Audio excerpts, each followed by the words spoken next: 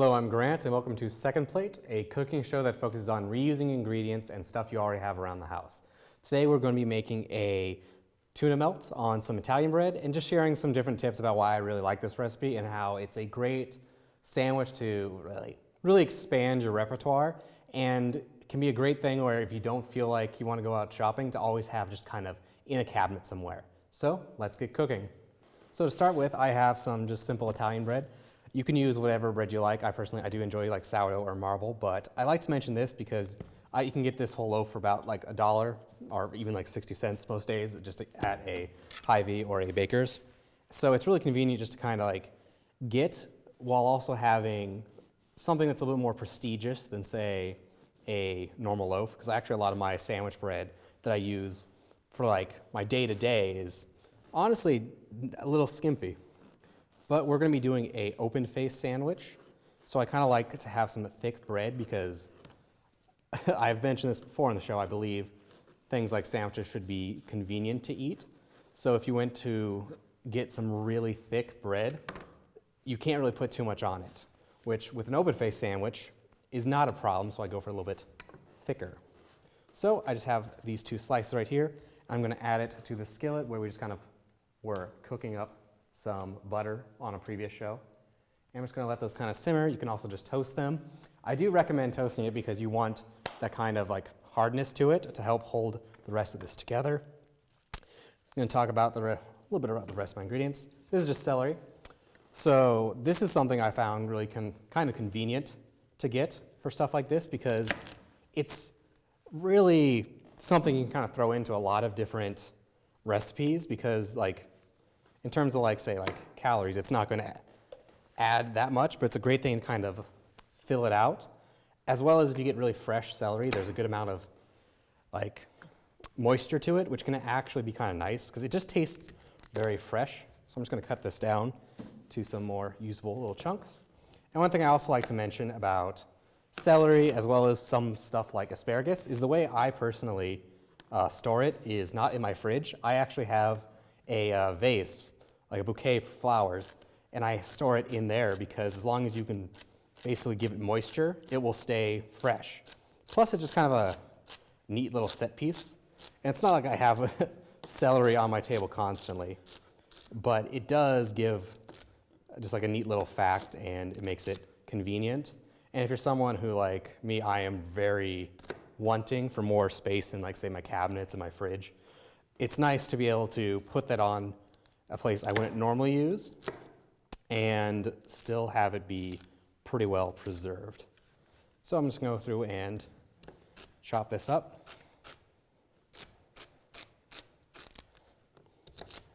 I also found it very convenient to add into this because originally this was not part of my kind of tuna salad recipe, but I had seen one recipe that mentioned it, and I found it so convenient just to have around just to like snack on because, again, it's something I just don't need to worry about, that I can see myself trying to incorporate into more recipes to justify having it.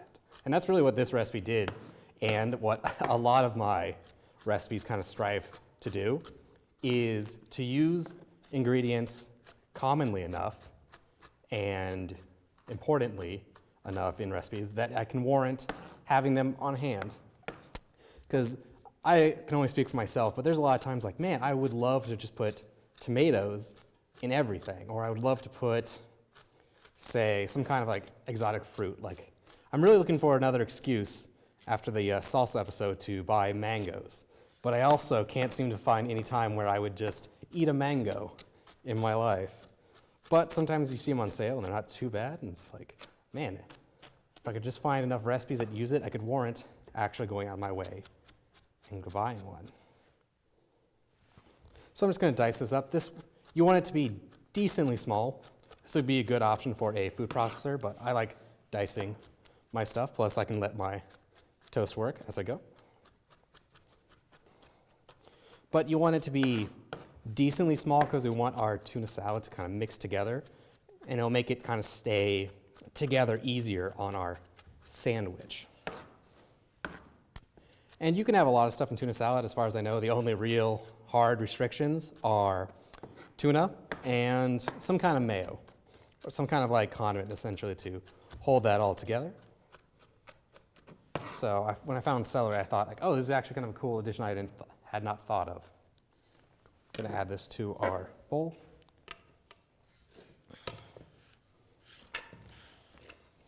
This is actually one of the recipes I consistently cook at home, because one thing I really like about it is the kind of raw convenience of the tuna, which I can kind of talk about right now.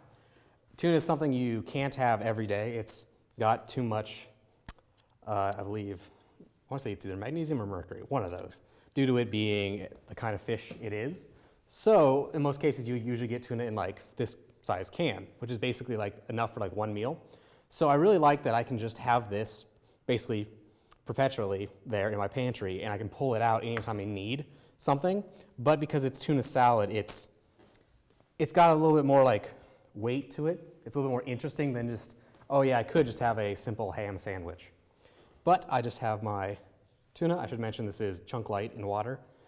I had heard that you ideally, let me drain this a little more. You ideally want to buy smaller tuna, like the actual size of the original fish, because the larger it is, the less good it is for you, effectively. But I really do like these amounts, and it's really a nice thing to just always have on hand, because it's canned, it's not going to go bad, but you can pull it out for so many things, and it just gives this kind of exoticness to it, because I do enjoy seafood, but I can't say I make it all the time. So to have something on hand, be like, you know what, I want some tuna in my salad, not to be confused with tuna salad, but I don't necessarily want to have it all around all the time. Just check on this. Cool, that's just toasting up pretty well. And this is, you can do this all in a toaster. I just want to make sure it gets fairly crispy. If you ever made like a grilled cheese, that's effectively what I'm doing over there. Okay, just going to do the same thing with my onion. This is, again, one of my go-tos because I like onions a fair bit, and this is another recipe that's really good at warranting just having onions around. So I like to add a fair bit of onions.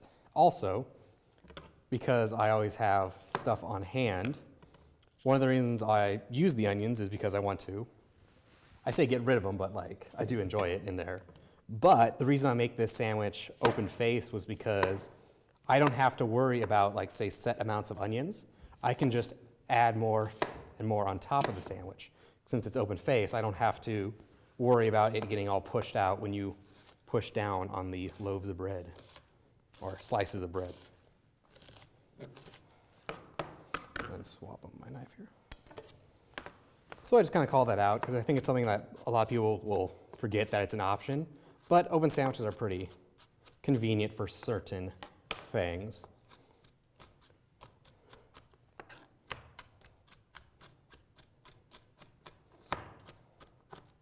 Plus, I've also found this convenient that for most of these like recipes where I would use, like, say, like onions and such, I pretty much always have some chopped onions in my fridge.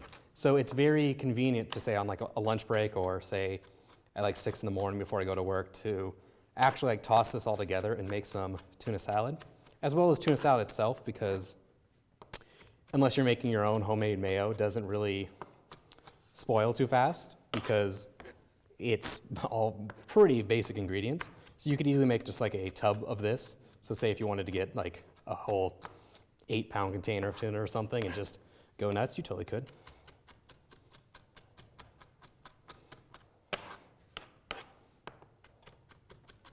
Look at these nice and small so they can get interlaced in with my other vegetables.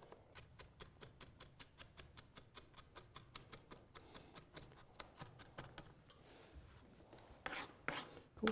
I do like this fairly chunky. I will say I think most people are more familiar with a almost more processed version where you would say go to a food processor and just like finely grind this up. And then when you mix it with the tuna, it goes for more of a paste. But I like it a little bit chunkier. So one of the ways we're actually going to be adjusting this is to help keep the tuna salad together. At the end, we're actually going to be adding some specifically shredded cheese, just because it helps hold that all together and it looks kind of neat. This is spinach. This is something that is, much like the celery, entirely optional. But spinach is something I've really grown to like because it effectively can just be added to so many dishes just to kind of like spread them out, get a little bit more value out of them. When it cooks, it has a fair bit of moisture, so it actually shrinks down. So you can add a lot of like nutritional value to it, to a lot of recipes without, say, throwing off the recipe itself. And specifically for this, I'm going to be shredding the spinach and getting it down pretty tiny. And functionally, you can't taste it, but again, it lets you really spread out. So if you want like a really nice big sandwich, you can do that without, say, going particularly crazy on the mayo or having to add another can of tuna.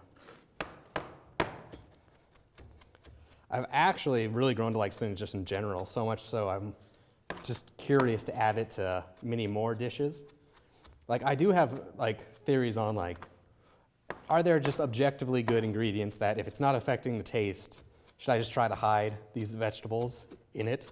And spinach is one of those, where it doesn't need to be a ton, but if I could shred up some spinach and add it to, say, tuna salad or a lasagna without it being the main focus, it's like, should I do that? Because it's pretty cost effective. It's good for you. I believe it's one of the few sources of, I think, iron for plants.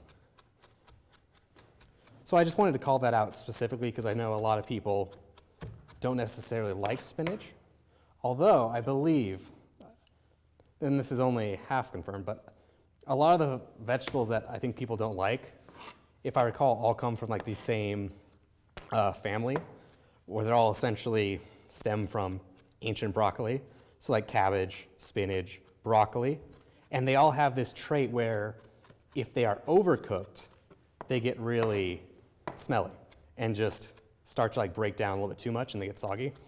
And I have a theory that the reason those foods are so famously disliked is just because there's a lot of people whose parents overcooked them, or say your school cafeteria did or something. So just because they all seem to share that trait. Same thing with like say Brussels sprouts. Super great if you cook them properly, but if you overdo it, then you can very quickly see why a lot of people avoid them. Cool. Now we're going to add a couple small fillers. So I'm going to start off with some mustard. I've really grown to like this. It's a very pungent mustard. Like there's a lot of mustardness to it, and that's just kind of, I kind of like my mustards.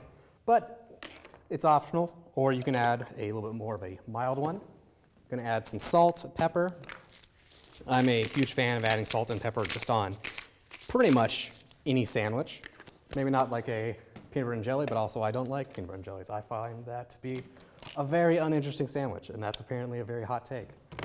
So I got some lemon juice. This is pretty simple, but I would say actually pretty important to the overall recipe, just because it gives it this kind of like base level acidity. So I heavily recommend that. You could probably substitute, say, some like vinegar, but I'm a huge fan of the lemon juice. And this is just some mayo. This is going to be our paste that effectively holds this all together. Again, this is something you just can kind of eye, because if you want really creamy, really like nice consistency tuna salad, that's going to be effectively the base. So I like to just put some in, mix it around, see how it comes out. Like I said, I like to make a really chunky base because I'm usually making it for specifically a sandwich and not some unknown purpose. Like if you're just making tuna salad just to kind of have in your fridge and then use in a couple different recipes or just as is, then I would go more, like I would definitely add in more tuna than this, so you get that like almost like semi-liquid look. And that's a little more like consistent with it, but this is just how I personally go with it. And you can kind of see how my own kitchen kind of works with like the stuff that I personally have extra of in my kitchen, and how I try to incorporate into stuff like this where it's very open-ended how much I need to put in. Try and fish this out every time. I did grab some tongs for this purpose, I thought.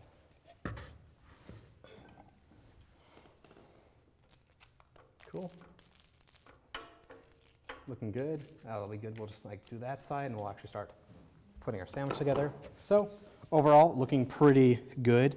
Probably use maybe a little bit more mayo. Maybe if I was doing it this home, I would probably dice just a little bit finer. But what I want to do next is add some cheese. It's not going to be our final, full final addition of cheese, but I want enough that it's actually incorporated in it, and it will also help hold it together. So this is actually another thing I just wanted to kind of mention. I believe this is Gouda, but more specifically, I'm not usually one to buy, like, say, fancy cheeses. So I purposely bought this because this was, I think, like $1. Essentially, I was at a Hy-Vee, and they have just essentially a bin that's like small cuts. I assume they do for demo purposes that you can get really cheap instead of, say, oh, I need to commit to buying a very specific type of cheese, and I got to get, say, a giant, like, half wheel. It's a nice way to kind of try stuff out, and that was kind of the idea behind this. It's like, hey, I've never tried this cheese. Let me just get some, try it out, see if I like it. This is a microplant. I originally got it just because I found it interesting and I wanted to try it for a couple recipes, and it worked out surprisingly well, and I've been grating these hard cheeses on my sandwiches using it since. But it's effectively a miniature grater, so I'm just going to add this on. Cool. Mix that up. I really bought that little mini grater as just kind of I'm just curious about this purchase. I couldn't really justify it, but it has really proven its worth in my eyes since then. How's that? Cool, just keep mixing this up. Just going to then taste it just a little bit. Good. I like it at least. I would also mention you can add garlic if you wish, or even just say like some garlic powder or salt. But it's up to you. The whole idea behind recipes like this is just showing how easy it is to kind of work what you have on hand into actual recipes. So I'm just going to take this over here. I'm going to remove our bread. Again, normally at home I would just have, like, say, a toaster, and this would popped up. And we're going to prepare this. So I like to start off with either some more mayo or mustard. I prefer the mustard, but if you prefer the mayo, certainly go for it. I do like being pretty particular about my sandwiches, and I've been particularly enjoying doing stuff like this where I get a little bit fancier bread, a little bit fancier mustard. Kind of spread that out to give us a little base. Cool. I got some pickles as well. This is something I've definitely grown to like as well, and do recommend having some on hand because they do take sandwiches just up a certain notch.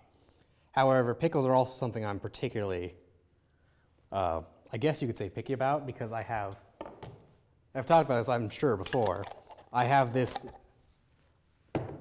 I guess, like this thing that I hate that pickles always cause, that when you bite into a sandwich, you bite, say, into a burger, and you go like 99% of the way through the pickle, and you just don't pierce that last bit of skin, and then you drag this like one condiment-covered pickle out of the sandwich, and it just falls, and then now that it's on its own, it just drops in your lap. I'm really not a huge fan. I'll actually go for 2 on this. You'll notice I am drying my pickles. I actually do this for my tomatoes as well. Going back to, again, sandwiches should be easy to eat. I don't like it when I add, say, a pickle, which delicious, but then you tilt the sandwich or you like bite down and it just squishes out all this pickle juice.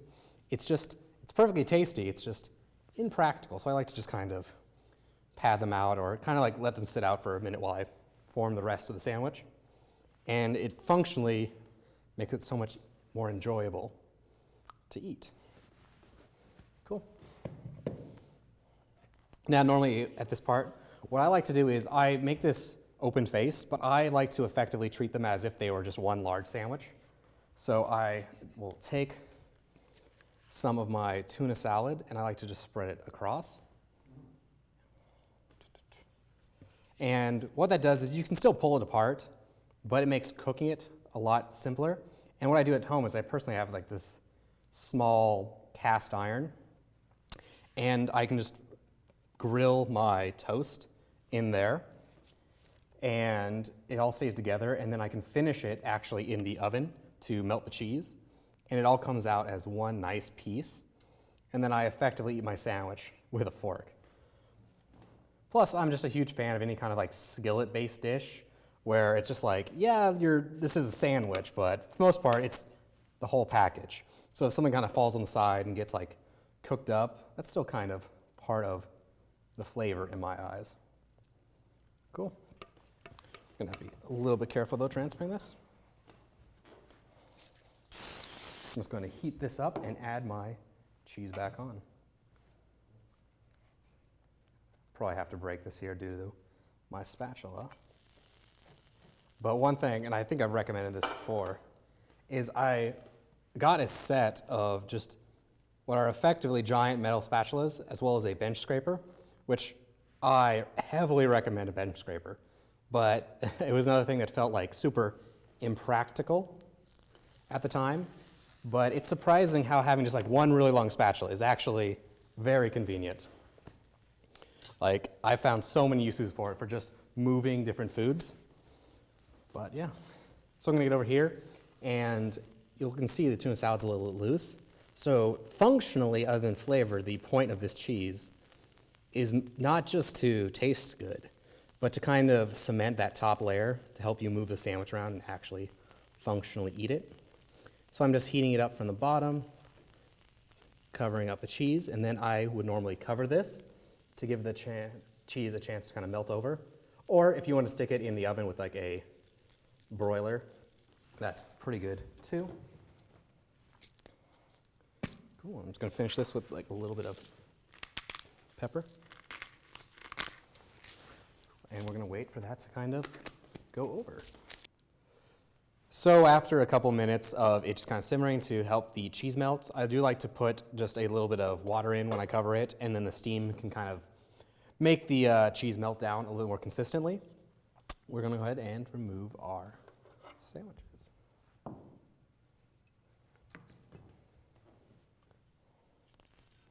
Just get under here.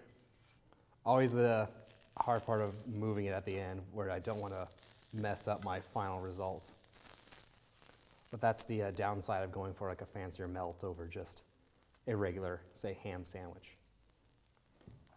Here we have our tuna open face sandwich. This is something I can't recommend enough. I really have found tuna to be a great thing to just add into a pantry where you can pull out, make a casserole out of it, pull it out, make a nice little sandwich, but it brings a lot of variety either way, and you don't have to worry about it going bad. So this has been Second Plate, a show that focuses on reusing ingredients, and I'll see you again next time.